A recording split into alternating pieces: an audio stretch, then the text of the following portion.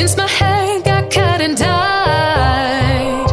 And I've had 7 days since I tried to rip a chapter out my mind. I've tried, and his laugh was just as soft as yours, smiling just as wide.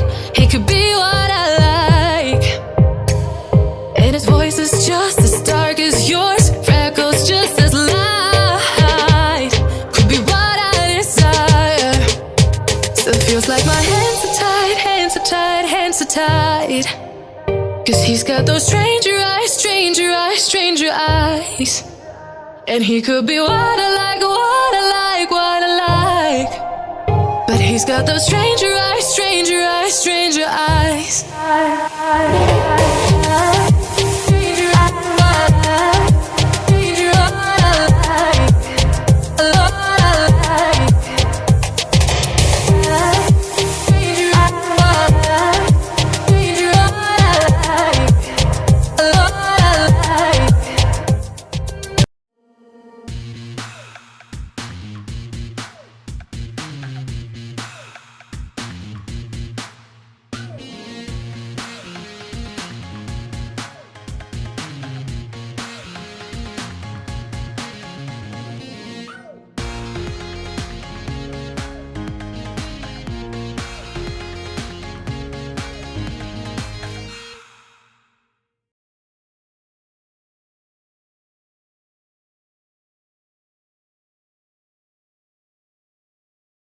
स्थिति को ज़्यादा खराब होने से बचाना, इसके लिए बाहरी और आंतरिक स्थिति को नियंत्रण में रखना आवश्यक है। इसीलिए बाहरी तौर पर मरीज या घायल को उसके कष्ट या पीड़ा के कारण से दूर ले जाया जाए और आंतरिक तौर पर उसकी शारीरिक और मानसिक अवस्था को बिगड़ने से बचाया जाए।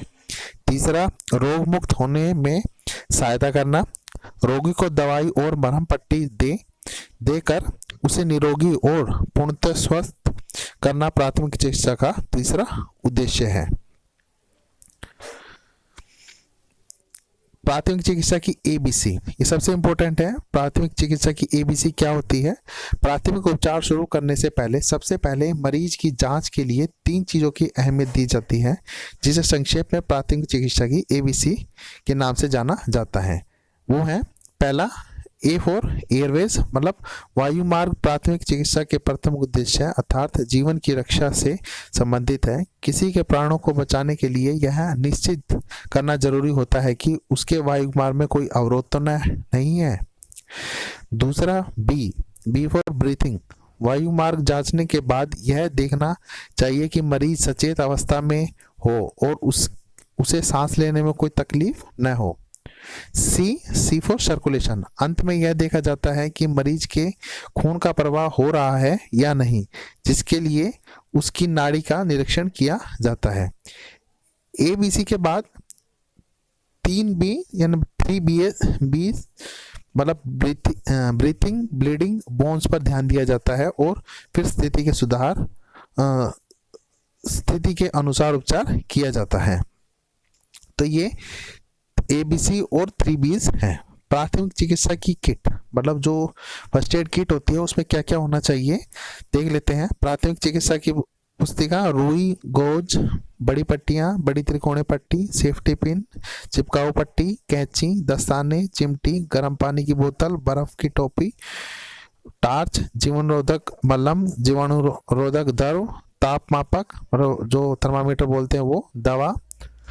इंग्लिश में देख लेते हैं। First aid kit manual, cotton, stitch gauze, different sizes, bandage, big triangular bandage, safety pin, adhesive tape, scissors, disposal gloves, forceps, hot waters, cold pack, flash lights, antibiotic solutions, clinicals, तो ये हैं। Shock, अब first aid किस प्रकार किस स्थिति में कब क्या क्या करना चाहिए और शॉक लगने पर क्या करना है। रोगी को पीठ के बल लेटा देना है, पाँव की ओर बिस्तर को ऊंचा कर देना है। यदि खून ज़्यादा बह रहा हो तो उसे रोकना है। जख्मी भाग को सहारा देकर दर्द में कमी लेके आना है। रोगी को आरामदायक स्थिति में ले जाना है। रोगी को पसीना नहीं आने देना। यदि रोगी सचेत अवस्था में हो तो थोड़ी थोड़ी मात्रा में उसे तरल पदार्थ पिलाना है। रोगी को आश्वासित करते रहना है और चिकित्सा सहायता की तत्काल व्यवस्था करना है। मतलब डॉक्टर की व्यवस्था आपको तुरंत करनी है। कृत्रिम श्वास क्या होता है? मुंह से श्वास देना आपातकालीन स्थिति में यह उचित और प्रभावी तकनीक है। इसे सीपीआर भी बोला जाता है। सिर को थोड़ा पीछे की ओर रखें और जबड़ा खोल दें। हवा बाहर निकलने से रोकने के लिए अंगूठे और तर्जनी उंगली से रोगी की नाक बंद कर दें। गहरी सांस लें, अपना पूरा मुंह खोलें और रोगी के मुंह पर कस कर रख दें। जल्दी से पूरा श्वास रोगी के मुंह में निकाल देना है। रोगी से अपना मुंह हटाएं और उसे शांति से सांस बाहर लेने दें। इस प्रक्रिया को आपको 12 से 15 बार दोहराना है। डॉक्टर के आने तक इसे आपको 12 से 15 बार दोहरा देना है।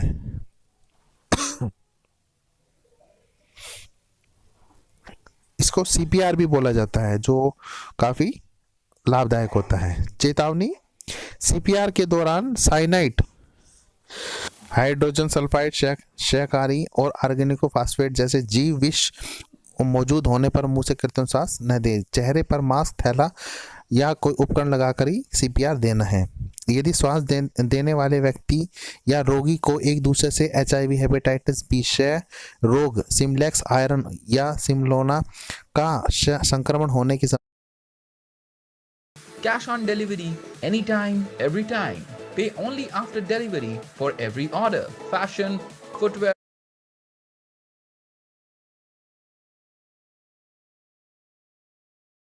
संभावना है तो सीपीआर नहीं देना है। ऐसे मामले में मध्यस्थ हवा मार्ग उपकरण का प्रयोग करें और जो श्वसन और रोकथाम दोनों में काम कर सके और हर समय तुरंत उपलब्ध हो सके। अगर रक्त बह रहा हो तो उस टाइम क्या करना है आपको? अंगूठे या अंगुली से सीधा दबाव डालें। घाव पर गोज पैड रख कर पट्टी बांधें। शरीर के कुछ दबाव बिंदुओं पर अप्रत्यक्ष दबाव डालना है। रक्त बंद पट्टी का उपयोग करना है। घायल व्यक्ति को अस्पताल ले जाना है। तो ये खून बहते समय आपको फर्स्ट एड करना है। हड्डी टूटने पर आपको क्या करना है? हड्डी टूटने के लक्षण क्या होता है? अगर हड्डी टूट गई है तब कैसा पता लगेगा? दर्द, दबाने से दर्द, सूजन, शक्ति ह्रास, अंग विकृति, यदि अन्य कारणों से रोगी की जान को कोई खतरा न हो तो रोगी को हिलाई डुलाई नहीं। रक्तस्राव और श्वास संबंधी कठिनाइयों का उपचार करें। किसी उपयुक्त खरपंची से टूटी हड्डी को स्थिर कर दें। स्थिर करने में एक जोड़ टूटी हड्डी के नीचे और एक ऊपर होना चाहिए। रोगी को तुरंत अस्पताल लेके जाना है। ये हड्डी टूटने पर आपको फर्स्ट एड करना है और उसके लक्षण का भी आपको पहले लक्षण का पता लगाना है, फिर उसका प्राथमिक उपचार करना है। अगर कोई जल जाए तब क्या करना है? प्रभावित भाग पर बहता ठंडा पानी डालना है। जले हुए भाग पर कोई मलम या तेल आपको कोई चीज नहीं लगाना है।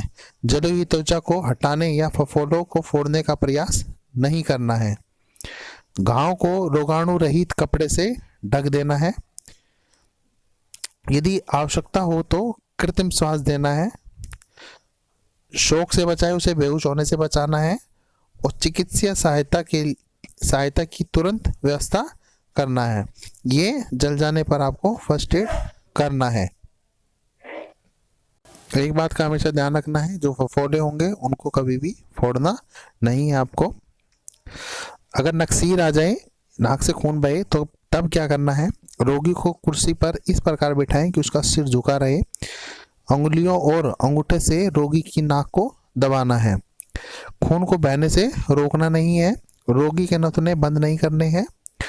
नथुनों में पानी या कोई दवाई नहीं डालनी है। चिकित्सा सहायता के लिए तुरंत डॉक्टर के पास भेज देना है। कभी भी उस पे सर पे ठंडा पानी भी नहीं डालना है आपको। तब नक्सीर आए तब आपको ये काम नहीं करना है। सांप के काटने पर आपको क्या करना है? धीरज बंधाएं। प्रभावित व्यक्ति को चलने या भागने न दें। घाव को पोटेशियम परमैंगनेट से या साबुन से साफ कर दें। खून को बहने दें। घाव को चूसे नहीं। रोगी को तुरंत अस्पताल में भर्ती करें। रोगी को ले जाते समय उसे लेटाकर ही ले जाएं। कई बार ऐसा होता है जो फिल्मों में देखकर लोग घाव चूसने लगते हैं, वो आपको नहीं करना है। कई बार लोग शौक से भी मर जाते हैं, तो उसको हमेशा धीरज बनानी है। कुत्ते के काटने पर आपको क्या करना है? घाव को तुरंत पानी से साफ करना है। उसके बाद एंटीसेप्टिक साबुन या पानी से घाव को साफ करना है। खून को बहने से रोकना नहीं है। घाव को ढके नहीं। उपचार के लिए तुरंत डॉक्टर के पास लेके जाना है। तो ये कुत्ते के काटने पर फर्स्ट एड करना है। अगर कोई कीट काट ले, कंपनी या बाहर कहीं पे भी कोई कीट काट ले, तब क्या करना है? डंक को निकाल दें। ठंडी सिकाई करनी है। पानी में सिरका मिलाकर लगाएं। सोडा बाइकार्बोनेट का पेस्ट लगाएं। उसको सदमा ना लगने दें। तुरंत डॉक्टर के पास लेके जाना है। सदमा मतलब बेहोश ना होने दें उसे। ये उसकी फर्स्ट एड करनी है आपको कीट के काटने पर। कीट मतलब मधुमक्खी हो गया, ततैया जैसी चीज़ें। आँखों में कोई रसायन गिर जाए तब आपको फर्स्ट एड क्या करना है? कम से कम 15 से 20 मिनट तक आँखों को फ्लश से धोना है। जीवाणु रहित ड्रेसिंग करनी है। किसी प्रकार की दवा या मलहम का प्रयोग नहीं करना है और रोगी को तुरंत डॉक्टर के पास भेज देना है। ये सबसे अच्छा उपाय है कि आँखों को फ्लश करें कम से कम 15-20 मिनट तक। दम घुटने पर क्या करना है? ग्रसित व्यक्ति को तुरंत उस जगह से बाहर निकाल देना है जहाँ पर उसका दम घुट रहा है। खुली हवादार जगह पर ले जाएं और उसको लुटा दें। सांस नहीं आ रहा तो उसको CPR देना है। रोगी को तुरंत अस्पताल भेज देना है। तो ये दम घुटने पर फर्स्ट एड करना है। दम वहीं पर घुटता है जहाँ पर कन्फाइंड प्लेस हो। बिजली का झटका लगने पर तक क्या करना है? यदि किसी को बिजली ने पकड़ लिया है तो उसे स्पर्श नहीं करना है। तुरंत बिजली का मेन स्विच ऑफ कर देना है। फर्स्ट एड का प्रयोग तब तक ना करें जब तक व्यक्ति बिजली के संपर्क से अलग न हो जाए। खुले हवादार स्थान पर लेटा दें। अगर जरूरत हो तो हाथ